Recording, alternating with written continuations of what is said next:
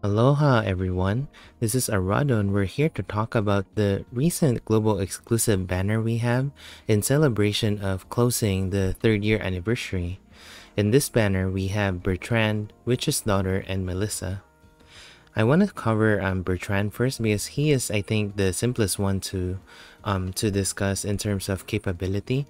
So as you saw just now, he used the twin goldfish. He can use that as an active skill, as skill number 2, or if he is directly attacked, that he would counter with the same skill. What you would want him to do is to act as a counter character, and you would put him in a high aggressive spot, and so he would take direct attacks as much as possible, and then he would keep on using skill number 2 or the twin goldfish as much as possible, because that has an attack boost, I believe medium effect if I'm not mistaken, for 3 turns. And as you know, attack and defense boost would stack with one another, and so that would help Bertrand be able to deliver good damage output and at the same time be as tanky as possible. Other than that, you would be able to use him for column farming, again with skill number 2. I think the best character, or the best style rather, for Bertrand to use that is still his UDX style. If you are able to land the final blow with the twin goldfish on the UDX style, that he would get BP plus 5 out of it, and so he can keep on using that over and over. And so if in the future, if the farming stage allows you to use Bertrand and he's able to one-shot it, then he would be able to train 4 characters no problem. I'm not sure whether that would be possible. That's why I'm kind of putting a pin on it, because the twin goldfish itself is just S power, and so I'm not really convinced that he would be able to one-shot it even with the UDX style. But overall, I feel that this Bertrand is helpful, mainly because especially in hard content like what we have right now for the romancing stage, where if you use Bertrand as a manual character, whatever skill or attack he uses, he would follow up with either Cure Fire or Cure Water. It's actually an and or, because both were locked behind a 37% chance. So when you do an action, Bertrand would be able to follow up with either 1 or 2 of those attacks, either just Cure Water, Cure Fire, or both. And so that allows him to, self-heal himself with no problem. And looking in the future with School Bertrand, I feel that it's gonna be useful for Bertrand to be able to use this skill number 2, because in JP, if I have a cool time, because the rotation I mainly use for School Bertrand is that style's skill number 3, which does a ridiculous amount of damage for a single target and also does intelligence debuff. However, if you're playing conservatively and you don't need that intelligence debuff aspect from skill number 3, then it's better off for Bertrand to keep on spamming this skill number 2 and keep on stacking those attack boost and defense boost.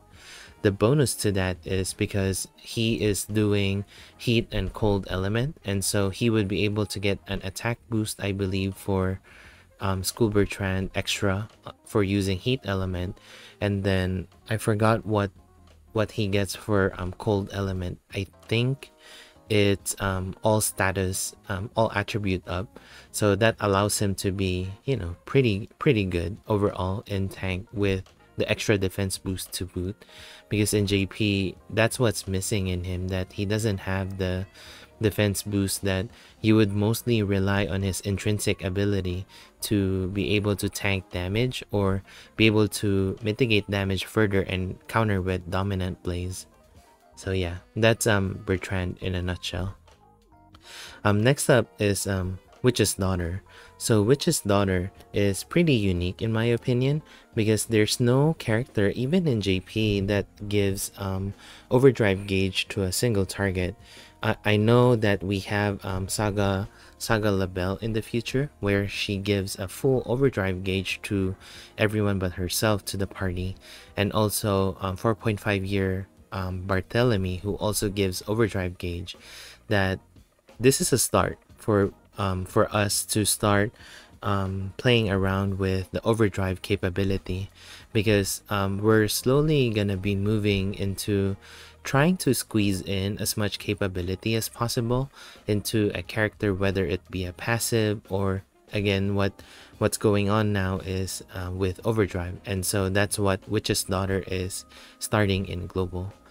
Other than the overdrive gauge, giving BP plus 3 to a target party member is big, in my opinion. So in this battle you saw earlier, I kept on spamming skill number 1 to Bertrand, and so he would be able to keep on using skill number 2 as much as possible, and then Witch's Daughter would keep giving him giving Bertrand BP plus 3 and overdrive gauge, that they can go overdrive together.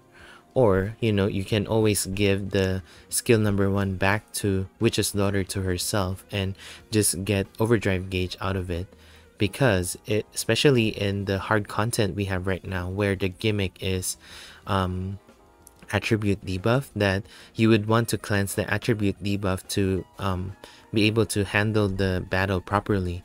And so you would want Witch's Daughter to have overdrive gauge on top of her passive ability.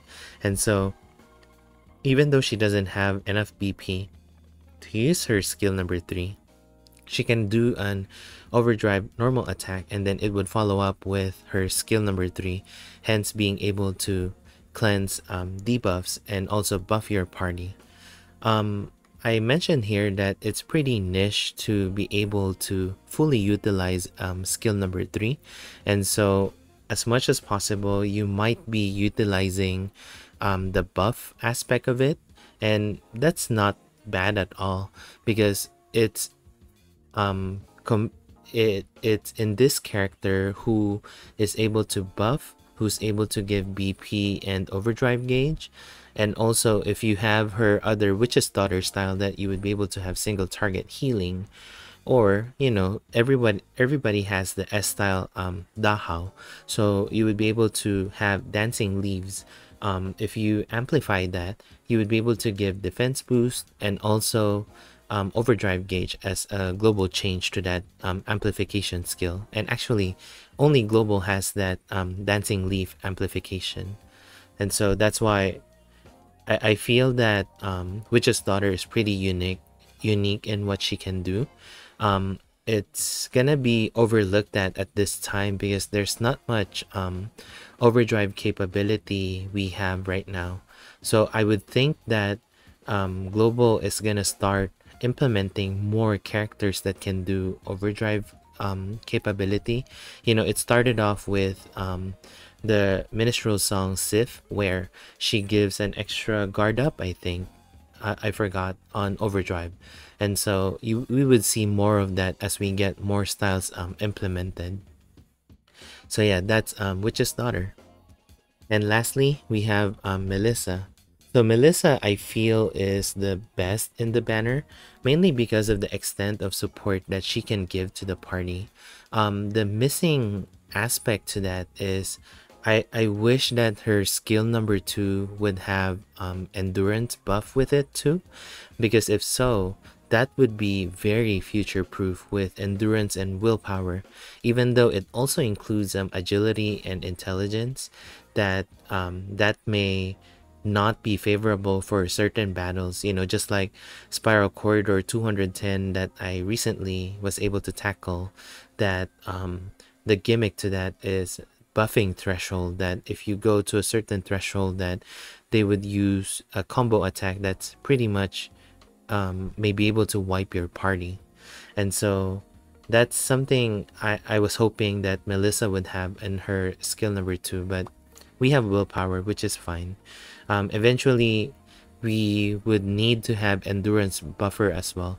That's why in JP I really wanted to get UDX Aslana, because she can give endurance and willpower, which is, you know, the defenses that you need to survive deadly attacks. But you know, wishing aside, Melissa is still very, very solid on her what she can do, especially considering that her skill number 3 from her old style got changed to a defense boost. In JP, that's a guard up, and even with 4.5 year Liz with the amplification, it was still retained as a guard up with just change from small to a medium effect. And so it's hard to fully utilize, especially for some characters that have their own guard up, or there's somebody else that can give guard up in the party. And so having defense boost, it gives us an edge with her skill number 3. It gives BP +1, and it also gives defense boost. So it's pretty good in my opinion. And then on top of her having this style's skill number 3, where it gives the party a 1-turn buff, the same phantom ability that Acellus has on her first SS, so that allows any party member to dodge an enemy attack at a 25% chance. You know, 25% chance, I've always said in my previous video, is pretty low chance, but having that chance versus having nothing is better, right? And what I shared on Reddit too, that 25% chance was very key to me in clearing Spiral 210, because I had 4.5 year Ludwig in the party, and so he has this buff where any party member at critical HP has a 25% chance to take 0 damage for any incoming attacks. And so Matcha, you know, clutched it with that 25% and was able to take 0 damage, and I was able to clear the battle with it. So it's not a lot, but it's something. But the redeeming factor to that is also that this is something unique only to Saga Soul Patrick in JP, because Patrick, the way he works is he would buff himself with the dodge, 37% chance, and then he would be blocking party members, and then as he gets attacked, that he would buff the party with dex and intelligence and something else I forgot. And so that's his niche, and he's also able to do self-heal, and so he has all these mitigations and stuff, just very much like the best cover tank that you can request for. And so having that capability be passed down to the entire party is something big, in my opinion, especially if you combo Melissa with extra BP battery like Rouge I have right now. It may be able to save you on some of those deadly attacks that we are gonna expect pretty soon in the game.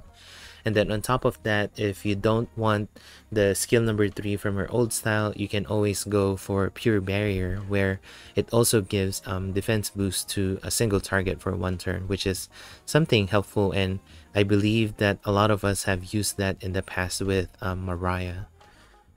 If not that, Sun Shower is also a good inherit, where you can do extra small heal, or you know, just have Melissa keep on buffing, you know, like mama duty, and be done with it if that's what you want.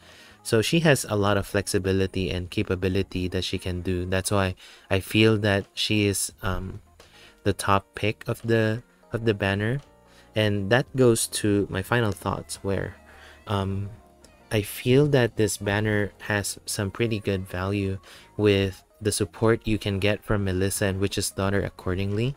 For Bertrand, it's more of a future aspect, especially if you have some decent counter with you, that Bertrand might not be able to give the value that you're looking for. But overall, everyone in the banner is solid. In my opinion, if you have the spare jewels, you know, just like me, 45k jewels, just so to get Melissa, because unfortunately I went penny. Don't go penny if you don't have the jewels.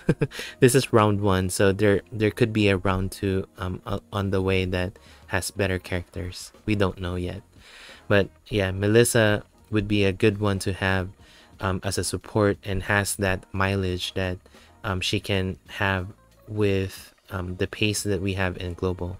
And also Witch's Daughter might have some mileage with her, with some of her niche application of her support. So yeah, that's my final thoughts on this banner. I'm still working on one video and two requests that I received. So I'm working on those. Hopefully I would be able to release them before I end my vacation time. But yeah, if you have any requests, just let me know. Other than that, thank you so much for listening, and see you in the next video or stream.